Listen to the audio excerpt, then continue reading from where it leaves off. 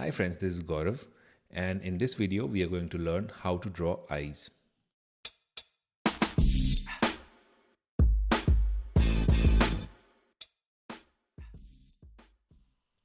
This video is divided into two sections. पहले सेक्शन में हम आई का स्ट्रक्चर समझेंगे और दूसरे सेक्शन में एक ड्राइंग डेमो है. वीडियो थोड़ा लंबा हो सकता है, तो अगर आप पूरा प्रोसेस अच्छे से समझना चाहते हैं तो इस वीडियो को एंड तक ज़रूर देखें. The eye ball is just like a ball. ये एक स्फीयर जैसा है और हमें उसे उसी तरह ट्रीट करना चाहिए. It is fixed inside the I socket and is covered from the top by the brow ridge. Eye ball के अंदर 4 इंपॉर्टेंट पार्ट्स हैं. The first one is sclera, which is the white part of the eye. The second is iris, which is the colored part that looks circular from the front and oval if looked from an angle. The iris has an adjustable circular opening in the center, which is called the pupil. ये pupil बिल्कुल कैमरा के अपर्चर की तरह है, जो available light के साथ एडजस्ट होता है. जब लाइट बहुत ज़्यादा होती है तो ये छोटा हो जाता है ताकि एक्सेसिव लाइट एंटर ना कर पाए, और जब लाइट बहुत कम होती है तो ये बड़ा हो जाता है ताकि मैक्सिमम अवेलेबल लाइट एंटर कर सके. The cornea is convex and transparent while the iris is somewhat concave, and this is a very important factor to understand how to shade the eyes. When the light is coming from the top, it hits the top part of the cornea and the bottom part of the iris. As the cornea is transparent, it just shows a highlight at the top, just over the dark portion of the iris.